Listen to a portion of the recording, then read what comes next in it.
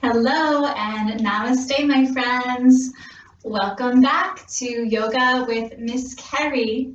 We are moving deeper into spring and closer to summer.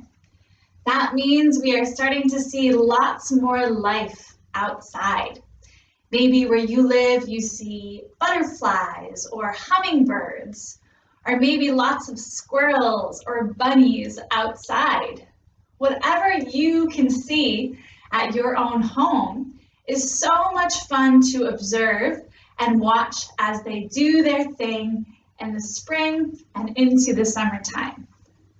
One of my favorite things to observe in my yard are these little critters called pollinators.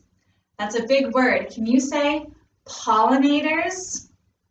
Pollinators are little critters like butterflies, bees, hummingbirds, and even squirrels. And what these little critters do is pass pollen from one plant to another. And flowers need pollen. And guess what? All of our fruits and our vegetables need flowers to grow. So pollinators have a very big job in our garden and in order to feed us. So today we are going to be doing yoga for the pollinators. So get started in a nice comfy seat. Crisscross your legs. Take a deep breath, reach your hands up. Breathe out, put your hands down. Let's do that 2 more times. Breathe in. Breathe out. Breathe in. Breathe out. With your hands like this in front of your heart, close your eyes for just a moment. Imagine that you are sitting in a beautiful garden with butterflies and hummingbirds and bees buzzing around. Don't worry, they're not going to hurt you. They're just doing their job. Breathe in. Breathe out. And say thank you to the pollinators. Thank you, pollinators. Okay, my friends, let's get started with our hello and namaste song. Slap, clap. Hello, hello, hello and namaste. Hello, hello, hello and namaste. Hello, hello, hello and namaste. Hello, hello, hello and namaste. All right, let's stand up. Our first pollinator pose is the hummingbird. I just saw one go by my window right before class started. So they're here. Keep an eye out for those hummingbirds. Hummingbirds have a pointy beak that lets them go into flowers. And they're also a bird. So let's see if we can make a pointy beak with your arms either like this or stretched out. And can we balance on one foot like we are taking our bird pose? First, balance on one foot. Then, point out your beak. Our beak slurps up all that delicious nectar from the flower. Let's try the other foot. Balance. Look down to the floor. Reach your beak into the flower. Take a nice big slurp. Ah, very good. Okay, our next pollinator is a simple moth. You might see moths outside in the daytime or at night. So the moth pose looks like this. Open your legs, bend your knees. These are your moth wings right here. And put your hands together. Let's see. Can we open and close our moth wings? Good job. Okay, from here, little moths, come down to your hands and your knees.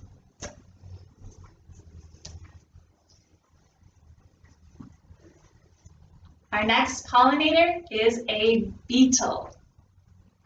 Now, some beetles can eat up some of our veggies in the garden, but other beetles are very helpful. We just have to get to know which ones are the helpers. So for our beetle pose, put your hands on the floor, look down to the floor, and press, press, press, and look back at your knees. Can you put your hands and your arms down now? And look back at your knees. Take a deep breath. Imagine you're a beetle landing on a flower. Getting ready to spread your wings on your back and move to the next flower. Ready? Let's spread our wings. Put your hands back. Press, press, press your back up to the sky. And then land on another flower. Let's do that one more time. The beetle takes flight. Press your wings up to the sky. And then land on another flower. Very good. Walk your hands back up. And now we are going to be one of the most popular and most needed pollinators ever. This is our bee pose. A very simple pose as we kneel down on the floor. But now we're going to do something special called bee breath. I'm going to take my glasses off because I have to cover my eyes. So what we're going to do now, my friends, is start to buzz like a bee. But we are going to do something very special. We are going to block our ears with our thumbs and close our eyes with our hands. Careful not to push into your eyeballs. Just rest your hands on top of your eyes. Plug your ears so it sounds like you're underwater and start to buzz like a bee. Bzz.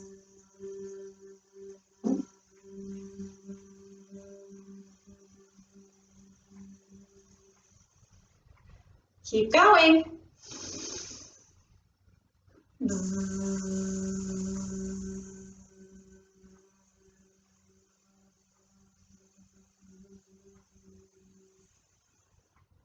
One more time.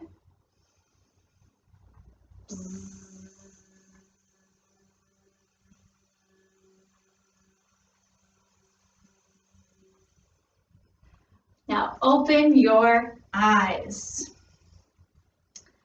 Wasn't that fun sounding like a bee? It sounded like there was a bee buzzing around inside my head. Now we're going to take a seat back on our bottom and find our butterfly. Soles of the feet together. That's the bottoms of your feet. Press your feet together and take a nice big butterfly stretch. I like to move side to side when I'm doing this stretch. Feels really good.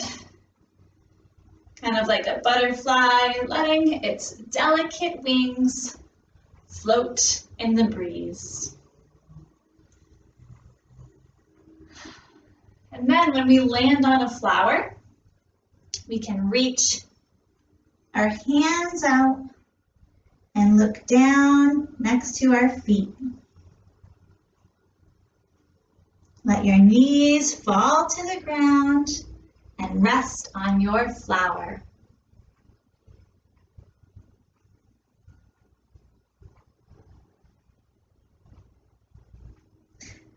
Time to wake up and move to another flower.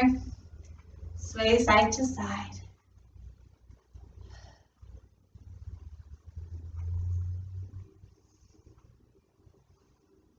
Last one, land on the flower. Take a little butterfly rest.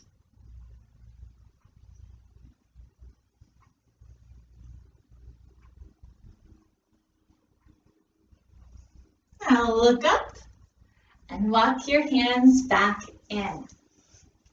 Crisscross your legs. What's your favorite pollinator? Maybe it's one that we practiced today. The hummingbird, the moth, the beetle, the bee, or the butterfly. These are all important critters that help our gardens grow and help our fruits and veggies feed us too. All right, my friends, it's time for us to go. I'll see you again on Thursday. I hope you have a beautiful day. Let's sing our goodbye and namaste song together. Bring your hands together, and here we go. Clap, slap.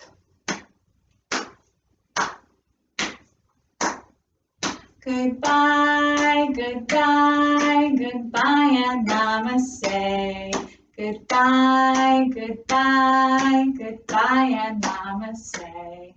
Goodbye, goodbye, goodbye and namaste.